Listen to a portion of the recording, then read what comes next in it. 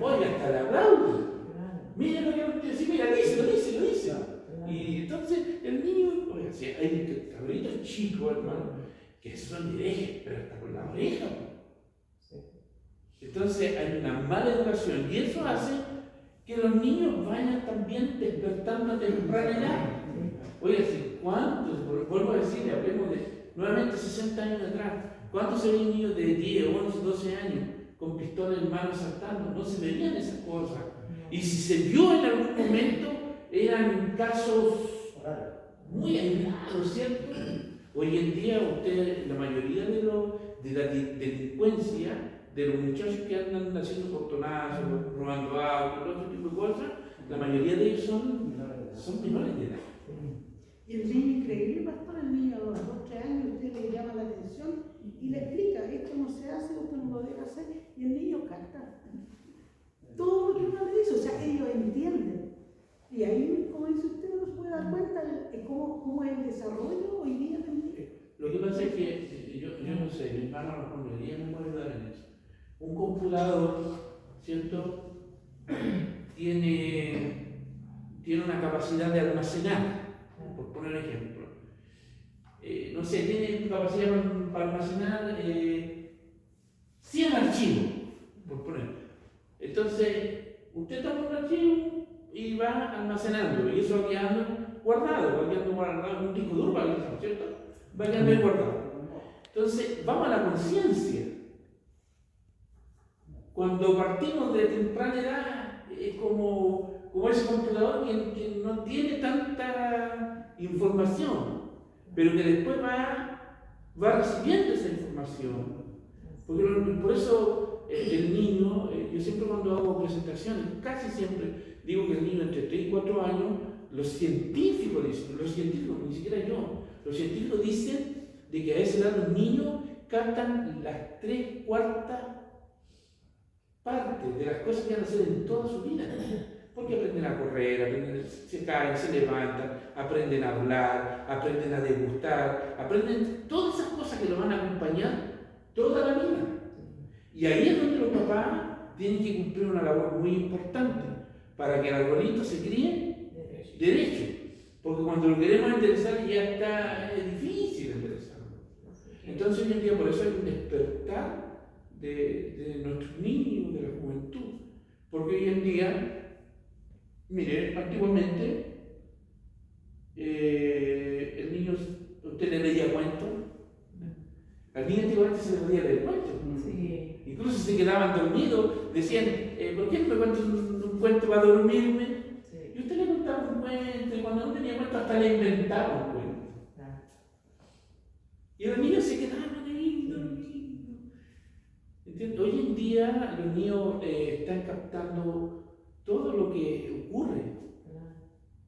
Tanto cuando los papás golpean a la mamá, cuando se agreden, cuando se insultan, ¿cierto?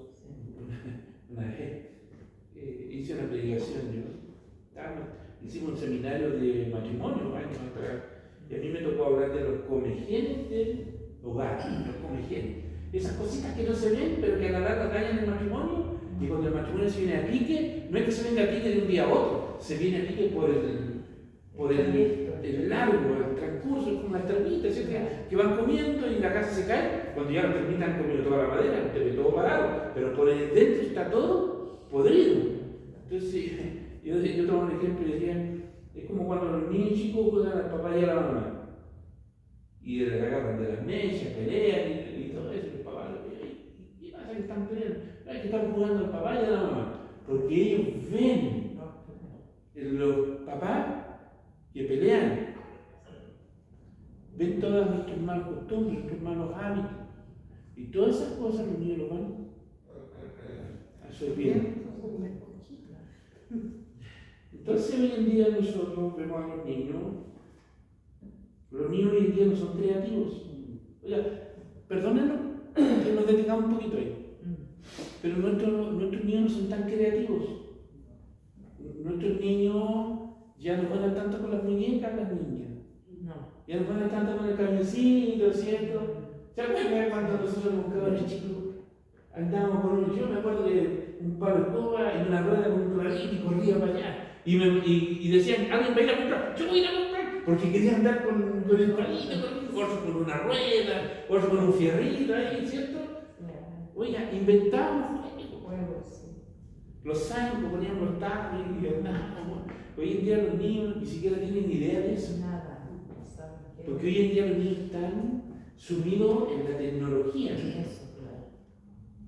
Ayúdanos a eso. Entonces, hoy en día decir un niño a qué edad ya es culpable o no es culpable, ya es más difícil ahora. Ve en el policlínico las mamás guaguitas y le ponen el celular para que estén ahí tranquilos, pues ellos juegan con el celular. Entonces, de guaguita, pero están tranquilos. Es que no, mire, si el tema no es que no le presten eso, no es que no vean un monito, no es que no vean. El tema es cuando el niño llora, ya toma. Claro. Entonces, ¿qué pasa? Que el niño después, cuando se lo quitan, empieza a hacer berrinche porque él sabe que le van a pasar la costumbre. Después manipular. Son cosas, ya, dejemos eso ahí, ya. Entonces, volviendo, hay uno que va a juzgar. ¿Quién es? Jesucristo. ¿A los salvos dónde? En el tribunal de Cristo. A los salvos. ¿Y a los que ya están condenados? En el gran juicio del trono blanco. Dios los bendiga. Solo estoy leyendo la parte de esta acta, ¿ya? La acusación detallada. Según lo que dice acá el libro de Romanos, dice, la ira de Dios, cuando el versículo 18, dice, la ira de Dios se revela contra toda impiedad, los pecados contra su persona e injusticia, los pecados contra su voluntad. Yo tengo que hablar de injusticia, no la alcancé a escribir. Y injusticia, hermano, cuando usted lo busca ahí, wow. Habla de impiedad, habla de atropello, habla de no hacer la voluntad de Dios. Es tremendo. Esta ira se manifiesta de tres maneras. Primero, el relato bíblico nos muestra que el hombre ha pecado y es digno de muerte. ¿Ya? Juan 3:36. Yo voy a leer un poquito porque después ustedes me ayuden ahí. Entre todos lo estamos haciendo últimamente.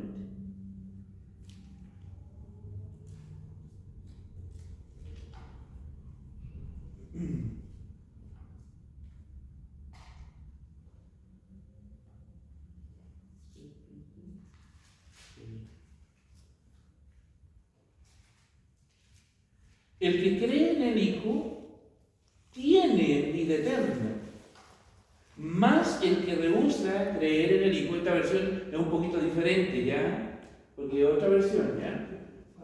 Más el que rehúsa creer en el Hijo no verá la vida, sino que la ira de Dios permanece sobre él.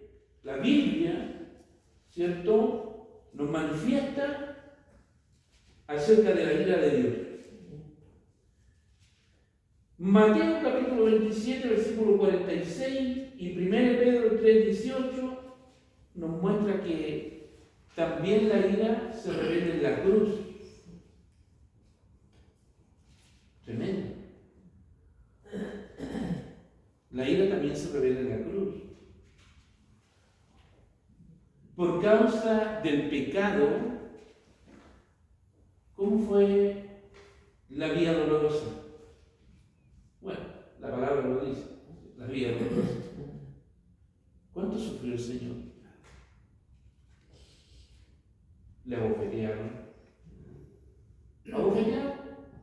En la cultura, bueno, es complicado, pero en la cultura judía había dos cosas que eran terribles. Dos cosas que eran terribles, que le hicieron al Señor. Todo era terrible, pero de las dos que está hablando, era ya lo último. Escupirle y desnudarle. Todo era doloroso, pero escupirle Y desnudarme era lo peor de lo peor. Y a Jesús se lo hicieron. Vieron la desnudez de él. Y le escupieron. ¿Dónde le escupieron? Estoy seguro que si usted llega a un torrante por ahí y le tiene una escupida por la cara, más de alguno a lo mejor de nosotros responderíamos, porque nos sentiríamos ofendidos de que alguien nos tiene una escupa en la cara. A mí me parece. Pero aún así, dice la Biblia, Él no abrió su boca. Entonces, en la cruz nosotros vemos el pecado. El pecado que Cristo cargó en la cruz. No que, por eso dice la Biblia, que Él se hizo pecado. Entonces, cuando nosotros vemos todo lo que Jesús le hicieron, bendito sea el Señor, ¿consecuencia de qué? Del pecado. La ira de Dios.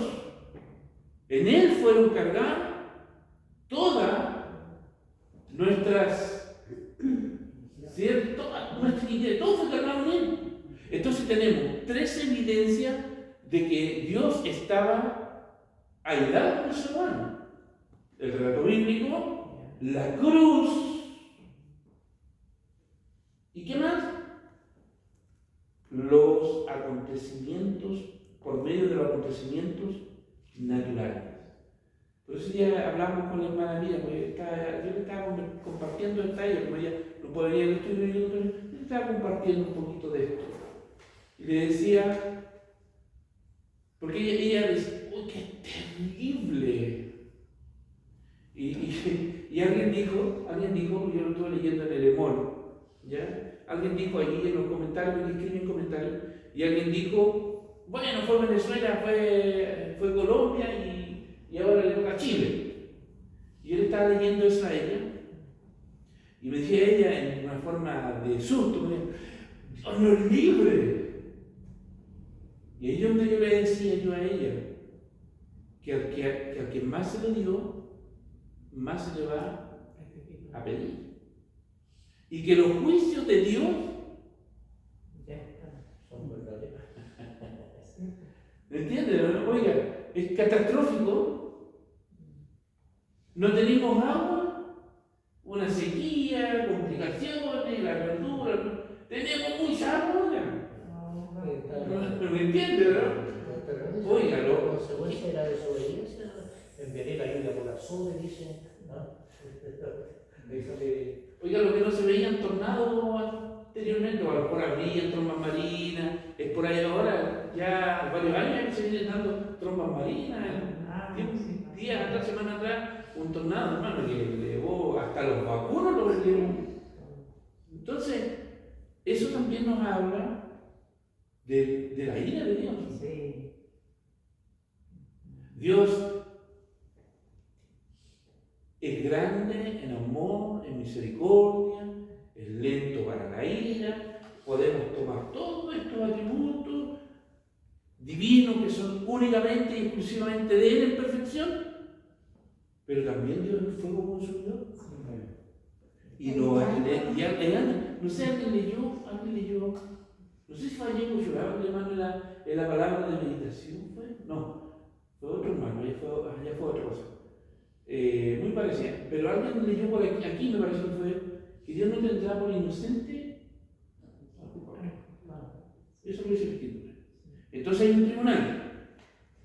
Los acusados, la raza humana, por haber pecado, un juez, ¿cierto?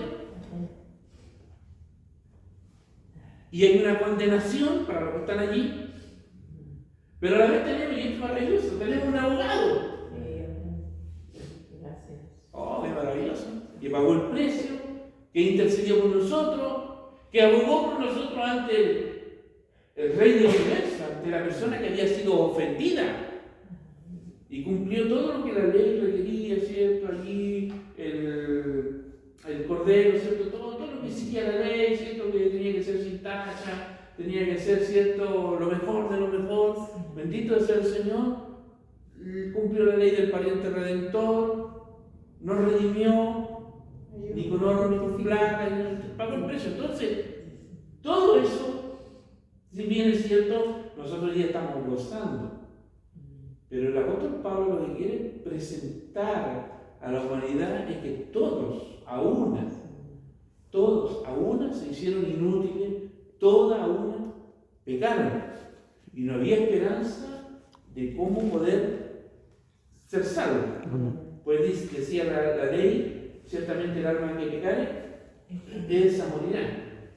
Por eso vino Jesucristo, para poder darnos la bendición y poder, hoy día nosotros poder decir lo que dice Romanos capítulo 5, versículo 1, dice, justificado, ¿cierto?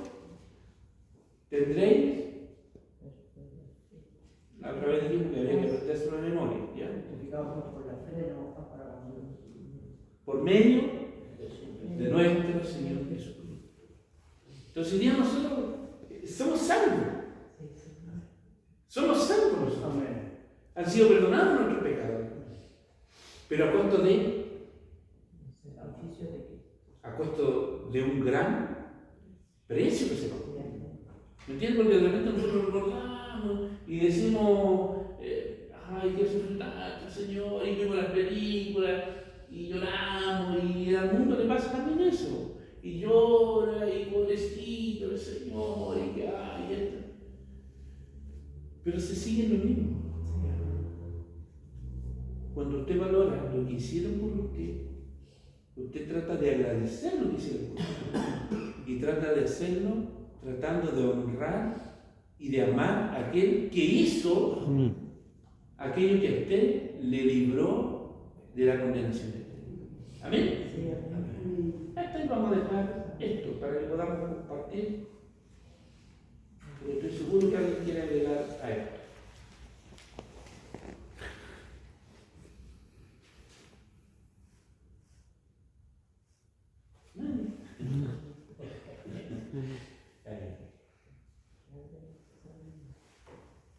Entonces, mañana seguimos avanzando entonces. Digo. Volviendo un poquito atrás, la lectura anterior, al comienzo, digamos, cuando hablábamos, tocábamos el tema de los niños, ¿no? Esto, digamos, si nosotros lo llevamos a la vida espiritual o maduro, por decir así, ¿cierto? En el Señor, en estos tiempos, ¿qué pasa cuando, bueno, nosotros igual somos esquivos o ajenos a recibir la enseñanza de la palabra de Dios? Y muchas veces, quizás no tan solo, a ver, como dijera yo, o sea, en el fondo volvemos y seguimos siendo niños, ¿cierto? En cuanto a la enseñanza de la palabra de Dios. Y eso también yo creo que viene a ser como un retroceso, en vez de un avance, un retroceso en la vida de un cristiano cuando no prestamos atención a lo que la palabra me está entregando. Porque cuando yo quiero oír la palabra de Dios es porque yo quiero que Dios hable en mi vida, pero también para que Dios me corrija a la vez y yo pueda poner por obra lo que yo estoy haciendo contrario a lo que la palabra a mí me está hablando o me habló en aquel momento. Entonces, basado en eso, digo yo, de repente seguimos siendo niños. No ha habido un desarrollo, un crecimiento, porque no lo hemos buscado ni hemos dejado que la palabra de Dios a través del Espíritu Santo nos vaya corrigiendo ciertas cosas que estamos haciendo mal. O sea, claro, el apostolado, la Pedro miraba de eso. Lo que dice la hermanita, dice que también la ira de Dios se revela contra los hijos de desobediencia. Entonces también dentro del pueblo de Dios, los escogidos, los que aceptaron a Jesucristo y creyeron en Él, también hay hijos de desobediencia que empezaron a caminar desde Chile y después se divorciaron. Claro, que viene por... Yo siempre he tenido una duda en esto, que cuando está en el juicio del gran trono blanco, dice que se presentan los muertos grandes y pequeños, ¿cierto? Se presentan todos delante de ese gran trono blanco y dice los libros fueron abiertos y después el otro libro fue abierto, que es el cual es el libro de la vida. ¿Y por qué traen el libro de la vida si se supone que ninguno de los que está ahí está escrito en el libro de la vida? Entonces hay una cierta pista de algo ahí, ¿no? Mire, yo siempre, yo no podría contradecirse la palabra, ¿ya?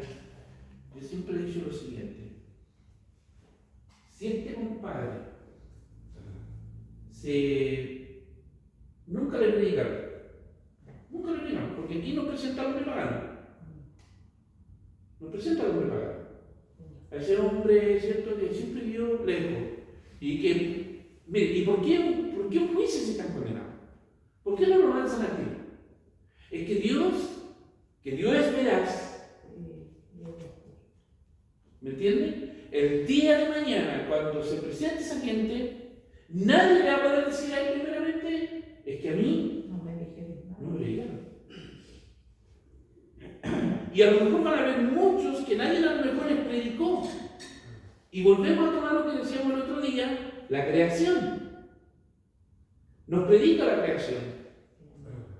Y además está la ley escrita en nuestros corazones. Entonces, el hacer un juicio de condenación solamente, ¿por qué? Para que nadie le diga primeramente a Dios, es que yo no tuve la oportunidad de... ¿Cuánto se irá a demorar ese juicio? Ahora, a veces va a veces uno está en la fe, en la calle, la gente hace, y uno hace confesión de fe, y la gente sigue escrito. Ahora escrito su nombre, ahora quedado escrito ahí. ¿Ah?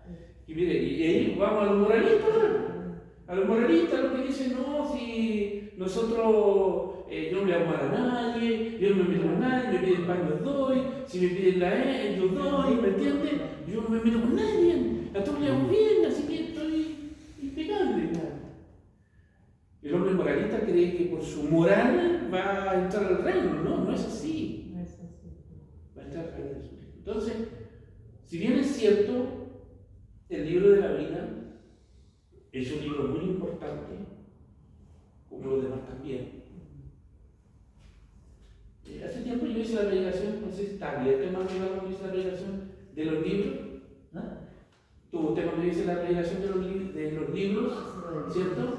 Y ahí nombramos los libros, ¿cierto? Y los libros fueron abiertos. ¿Qué libros? Y ahí hablamos del libro de la conciencia, ¿cierto? Que todas aquellas cosas, ¿cierto? La conciencia no justificará o no condenará en aquel día.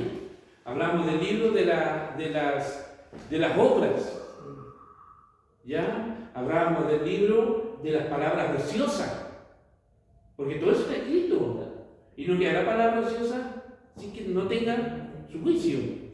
Son 4 libros los que yo nombré en esa oportunidad, más el libro de la vida. Bendito sea el Señor. ¿Por qué está el libro de la vida ahí? Si Dios sabe que están condenados.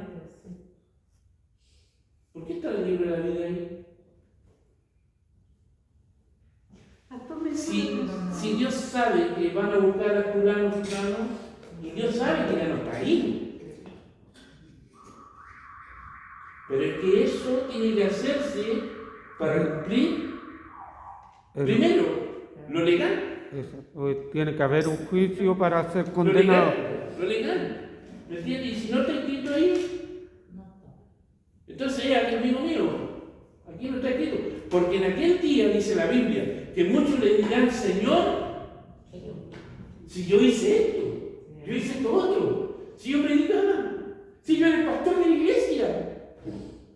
Y ahí habrá un misterio, pastor, o hay una respuesta profunda de eso. Eso me viene ahora la pregunta, cuando ya vamos, ¿cierto?, a este juicio, ya, cuando sean un juicio. Y porque también habla, ¿cierto?, donde dice que apartará ¿cómo dice? Al cordero cabrito, y la oveja. Entonces, cuando Dios hace este juicio, ¿qué irá a pasar ahí? Si, por ejemplo, yo misma soy enjuiciada ante Dios, ¿cierto? Por faltas que cometí y están inscritas en el libro de la vida. ¿Qué va a pasar conmigo ahí? O sea, es que es un misterio. O sea, yo lo veo como un misterio. No sé si están así igual. Que más entiende esto puede explicar esto. Ya. ¿Qué va a pasar? Mire, lo primero, hermana Nenita, que nosotros estamos hablando acá, no estamos hablando del juicio en sí, cómo va a ser, ya sea en el tribunal de Cristo, ya sea en el juicio delante del gran trono blanco. El juicio que nosotros estamos planteando acá es el juicio en que el Rey del universo, el juez del universo, dice a esta creación, le dice: todos ustedes pecaron, todos ustedes están condenados, la sentencia de ustedes es muerte. Entonces, lo que el apóstol Pablo quiere hacer es hacernos sentir que sí éramos culpables. Porque eso es lo que el apóstol Pablo trata de decir. No está hablando ya, porque desde el 5 en adelante usted empieza a ver de que ya salimos de ese apretón, porque en Cristo salimos, a ver, hablemos por la fe, ¿cierto? En Cristo salimos de ese apretón, en Cristo salimos de esa condenación, ya no estamos bajo condenación, sino que hoy día somos libres en Cristo el Señor, por su obra redentora.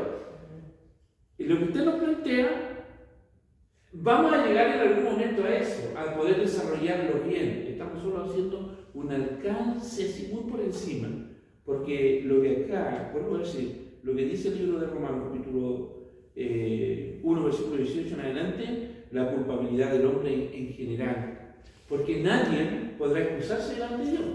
Por eso hablamos del hombre pagano, el hombre moralista y el religioso, ¿cierto?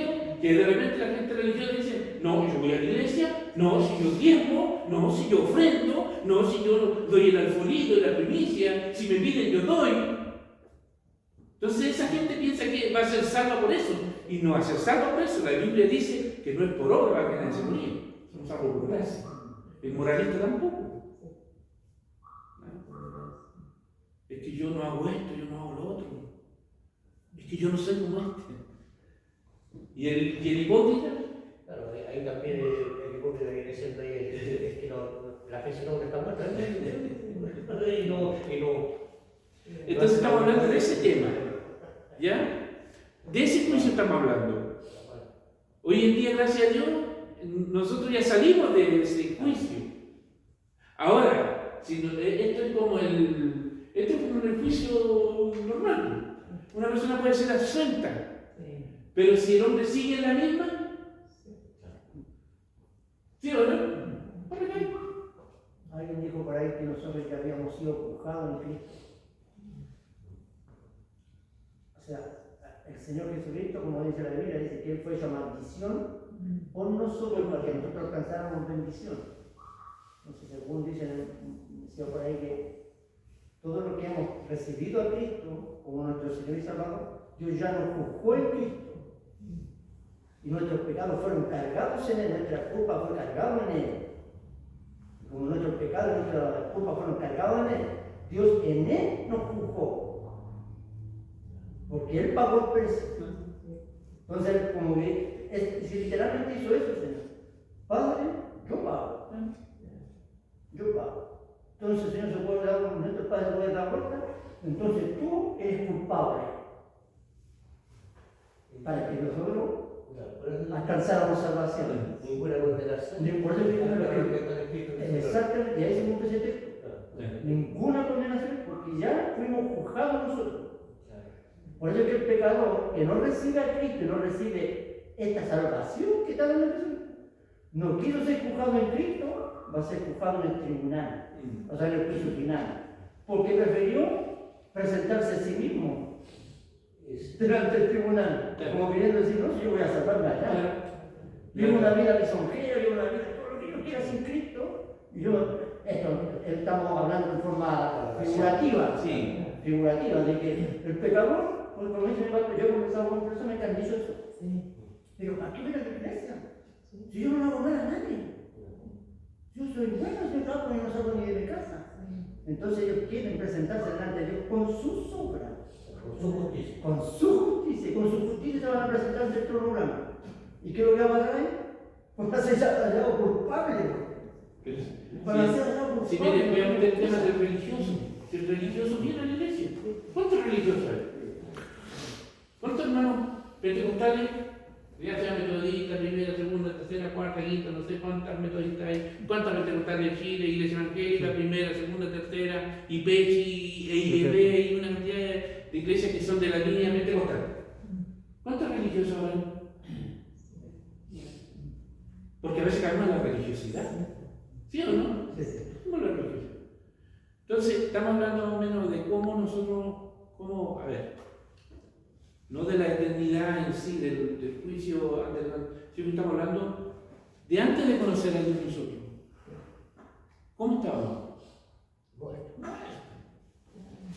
Ahora, y esto es peligroso, porque yo lo compartía del pastor ese que bíblicamente, por un mapa conceptual de la Biblia, con pasajes bíblicos, por cierto, muchos de ellos mal interpretados, decía eso, nosotros, y no es una mentira, es una verdad, nosotros en Cristo hemos sido perdonados de todos los pecados. ¿O no es así? Así es. Yo escuché una persona Ya. que estaba Y esa persona, pasado, presente y futuro. Ya. Y esa persona decía, legalmente yo estoy en Cristo, todos mis pecados son perdonados. Entonces yo puedo hacer lo que yo quiera. Ahí está la manifestación. Yo puedo hacer lo que yo quiera, ¿por qué? Porque ya todos mis pecados fueron perdonados. Ese es el peligro. Claro. Ese es el Por peligro. eso Pablo reprende a los Gálatas, la libertad que fuiste llamado ahora, ¿qué estáis? En esclavitud de vos. Exacto. Entonces, Siempre Jesús por eso decía, vete, pero no peques más. claro. Porque quizá a lo mejor perdonó esos pecados, pero no significa que uno ya puede seguir haciendo y ya lo perdonó. Porque es igual que en el juicio de ahora. En un juicio terrenal, cada vez lo van condenando. Es libre, pero cuídate. Exacto. En el libro de Romanos, no sé que en el capítulo 6, cuando dice el apóstol Pablo, dice, pecaremos porque no estamos bajo la ley, pero bajo la gracia, seguiremos pecando porque estamos bajo la gracia. No. No, y basado de repente también en, Pero pecamos bajo la gracia, ¿no? en la enseñanza pastora, lo decimos también, abogados tenemos para con el Padre, entonces podemos seguir Estaría de más escrito eso.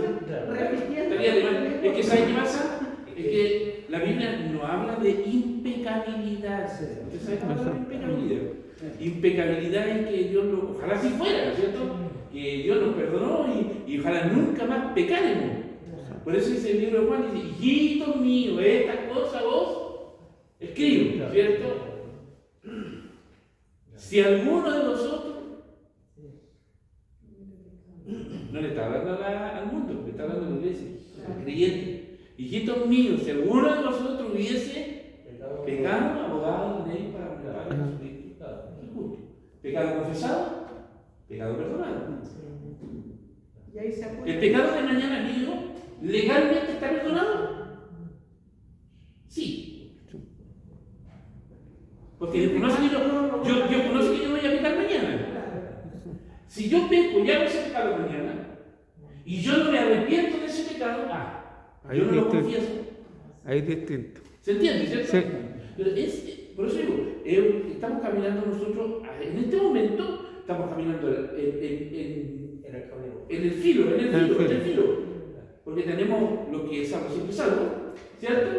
Que nos tirarían la Biblia, pero por la cabeza nos agarrarían, ¿cierto? Y apoyarían su punto de vista. De los cardelistas, pero es peligroso esa doctrina de que vamos a recibir perdonar nuestros pecados que vienen también en medio complejo, porque tenemos ese libro advertido de aquí en adelante. Pero si usted analiza, Cristo pagó por todos los pecados, por todos. El tema es, como decía la hermana, le dijo el Señor, ¿le perdonó todos los pecados a la mujer? Era una prostituta, ¿cierto? Sí. ¿Le perdonó los pecados? Sí. Pero le dijo, no pequemos. Le aconsejó, pero vete y no peques más. Porque por eso digo, está mal, esto es muy peligroso, está como muy Al límite. filo ahí. Podemos hablar algo y podemos cometer un grave error. Claro, Y podemos enseñar mal también. podemos apostatar de la gente si se enseña mal. Pastor, mire, un pequeño ejemplo. Por ejemplo, yo ayer conversaba estábamos conversando varias cosas en cuanto a la palabra de Dios con una hermana en la feria, y llega un varón cristiano también y se acerca a la conversación. Y bueno, entre eso hablan del negocio, que ahora las botellas plásticas las venden, las pagan y toda esa cuestión. Entonces el hermano dice, por ende, dice él, sí, pues ahora hay que juntar de todo, dijo, para tener, como diciendo, acumular y acumular cosas, para que llegara un momento, porque yo le decía, bueno, llegamos al tema del hambre, que es cierto que la palabra nos habla que de la hambruna y todo eso. Entonces el hermano dice, sí, hay que juntar de todo ahora por esto y esto, hay que estar preparado para eso, porque el Señor dice que hay que estar preparado. Entonces, pastor, claro, y yo en ese momento le digo yo, pero hermano, hay que entender la palabra de Dios, porque mire, ¿qué le dice el Señor a usted en la palabra? El pan y el agua dice que a sus hijos no les falta. Llegado el momento que viniera hambruna a la tierra, ¿usted cree que como hijo de Dios, si usted es un servidor de Cristo y como se dice, se mantiene en la palabra, usted va a pasar hambre? ¿Será necesario juntar tanto cachureo para asegurarlo el día de mañana? ¿No nos pasará como el rico cuando llenó su granero? ¿Qué le dijo el Señor? Es un poco debatible eso. Y eso pasa muchas veces en Porque nuestra vida. nosotros esta opinión que damos con respecto a si no pasará hambre ni pan de agua, eso lo que hemos conversado con los sirvitos acá otras veces. Aquí voy a tratar. Nosotros lo miramos desde el punto de vista de acá, de si usted se va a las iglesias que están en África, no tienen donde caerse muertos los hermanitos, ¿qué pasa ahí? ¿Es otro Dios? Por eso digo, ahora cuando esa promesa de pan y agua, ¿cuándo estaríamos contentos comiendo puro pan y agua? Ahora, el peligro más grande de Viviendo eso no comemos nada, los hijos de solamente Dios pan y que una taza de agua. hemos sido perdonados ya.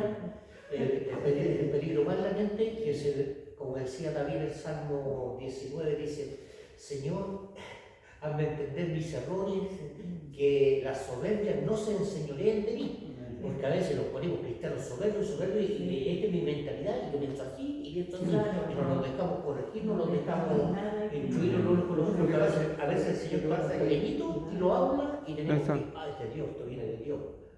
Lo que pasa es que a veces no pensamos bien las palabras, a veces, porque mire, somos muy dados nosotros a tomar textos bíblicos y hacernos propios de esos textos. Y nosotros ya conversábamos con el pastor, básicamente hablábamos con respecto cuando el apóstol Pablo dijo, todo lo puedo en Cristo que me fortalece. Y nos tomamos y lo gritamos, no. Pero ¿por qué? ¿Cuándo Pablo dijo todo lo puedo en Cristo que me fortalece?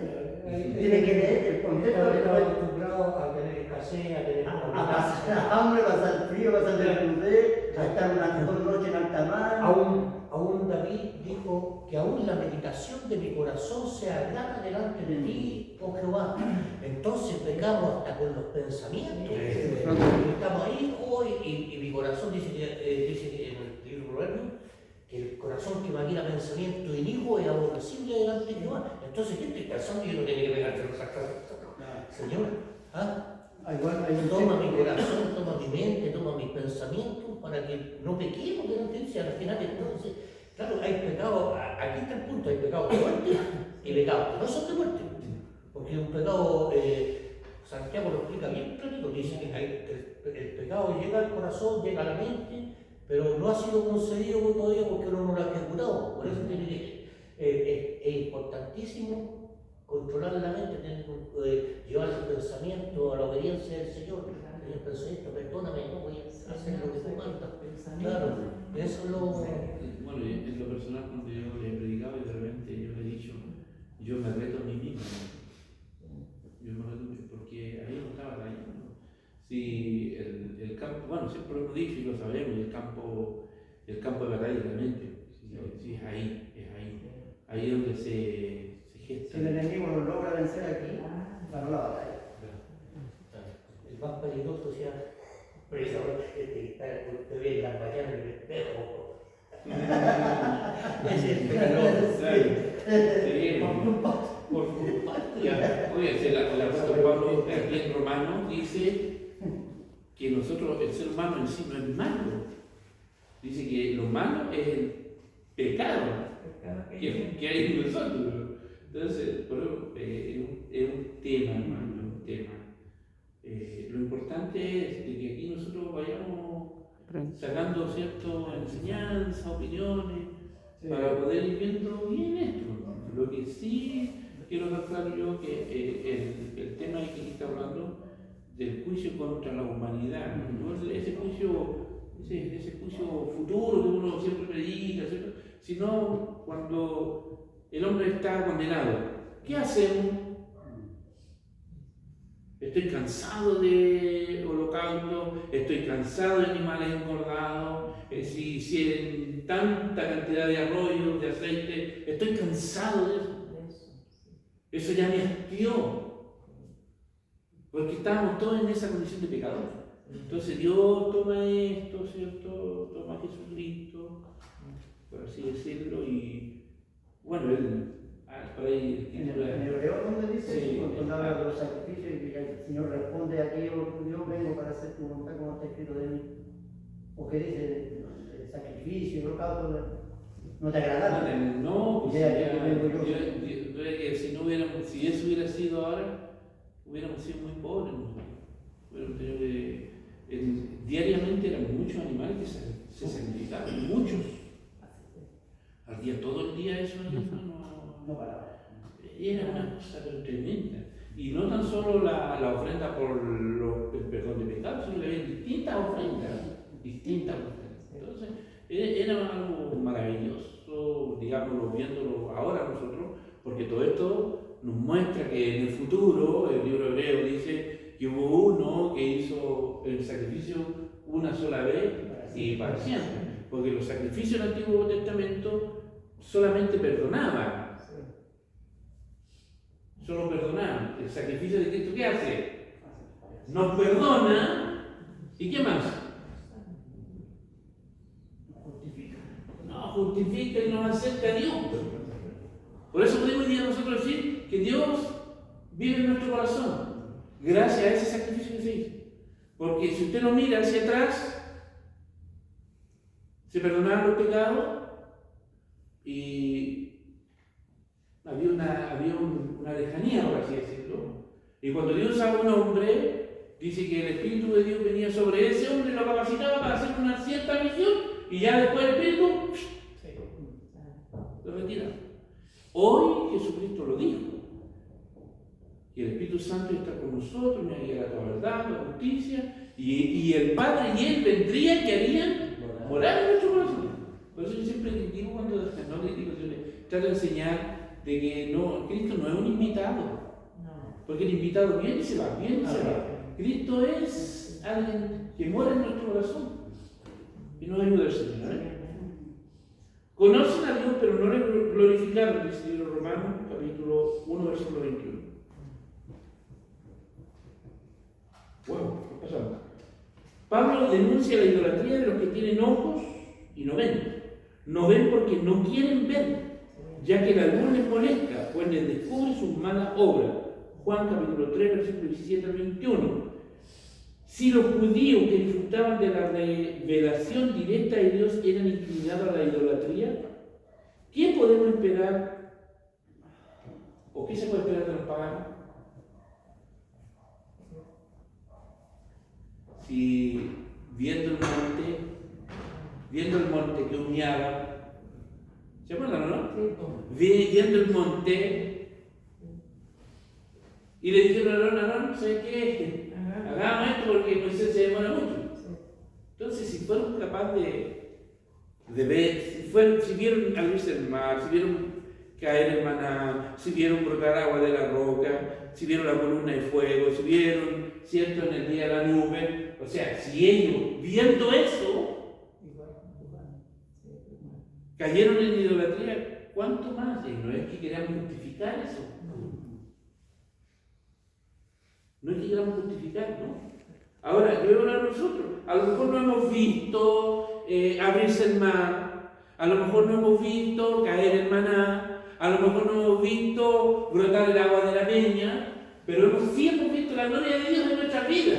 Cuando nos ha sanado, cuando nos ha transformado, cuando nos ha ayudado, cuando ha atendido a nuestro clamor, a nuestra oración, a nuestras peticiones, cuando hemos visto su obra realizada en nosotros. Que a veces ni siquiera pidiendo, hablando, Oye, el hermano, yo no sé si te acuerdas cuando la hermana Elía me hizo llorar, la hermana Elía cuando habló la otra vez. Que él sin decir algo, solo pensándolo, Dios le trajo la respuesta. ¿Se acuerdan, hermana Elía, cuando se lo compartió?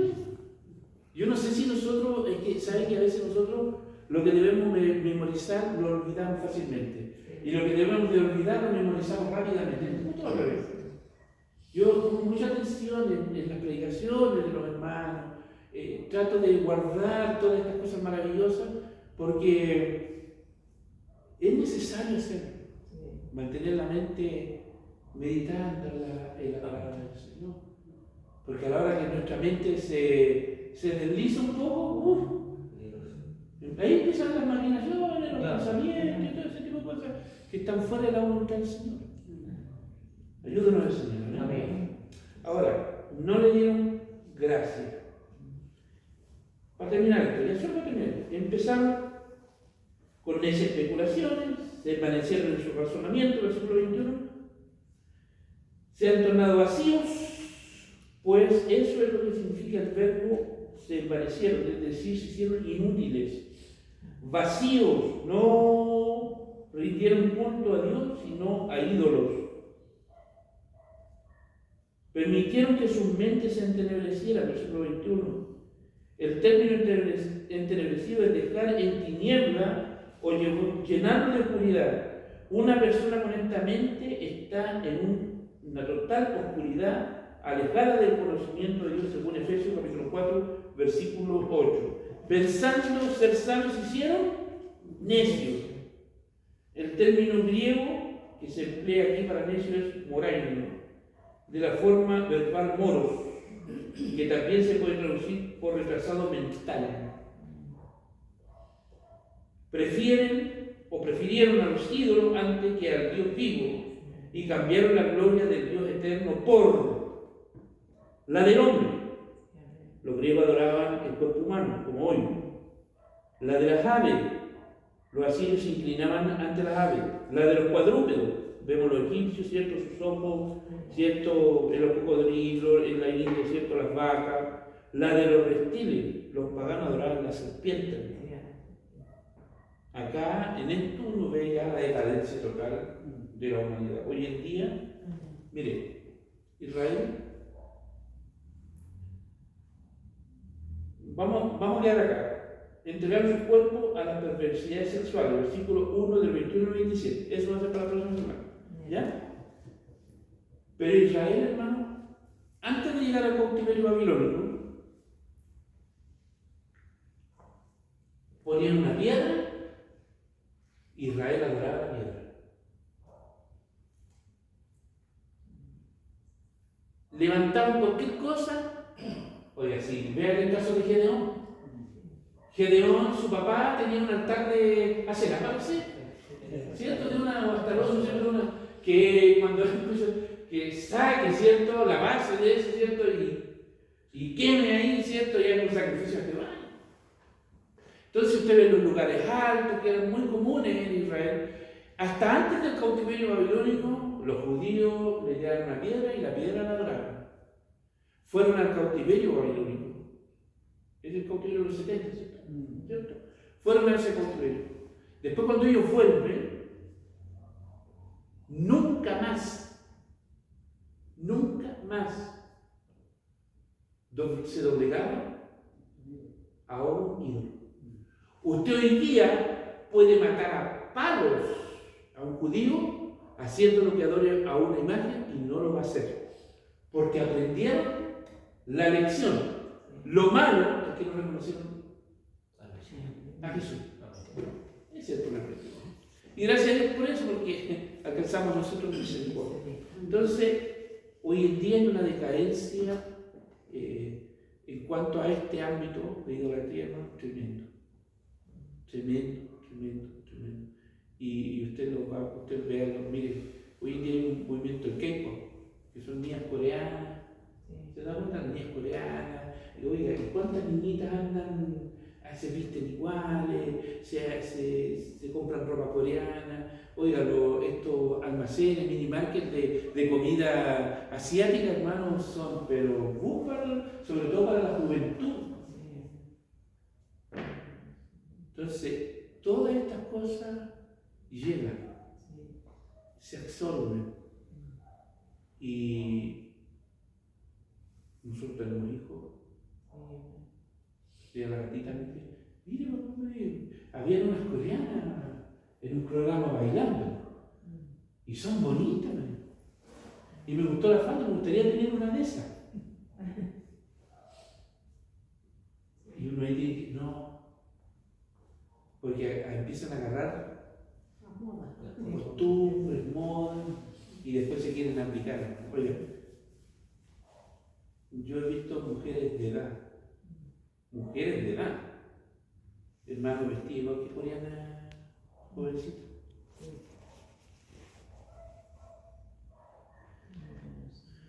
¿Hasta dónde hemos llegado? Ahora, si esto a veces hay cosas dentro de la iglesia, ¿qué podemos esperar de afuera? Sí. Ayúdanos al Señor. Así es. Y ojalá, ¿cierto?, la idolatría no nos alcance. Porque la idolatría es un pecado abominable entre los hombres. Y el libro de Apocalipsis dice que todos los idólatras serán echados a la parte. ¿Cierto? Con fuego y eso. Entonces ayúdanos al Señor, porque podemos idolatrar incluso hasta el pastor. Oye, gente, mire hermano, yo no sabía que el pastor Eduardo Vilche había muerto, el dueño de las joyas varón. No sabía, yo ayer supe. ¿Ya? Pastor Vilche. Hace poco, sí. Como un año tiene ya. Mamá. Oiga, hermanos comentando ahí diciendo, pastor, le extrañamos, desde acá un saludo fraternal. No me dejó ninguna aquí. Entonces, oiga, a lo que hemos llegado. Días acá, perdónenme hermano que me la he podido. Días acá hicieron un responso, no sé en qué cementerio fue, a donde está el obispo Vázquez Valencia. Fue un buen obispo, no hay nada que decir. Fue un buen obispo.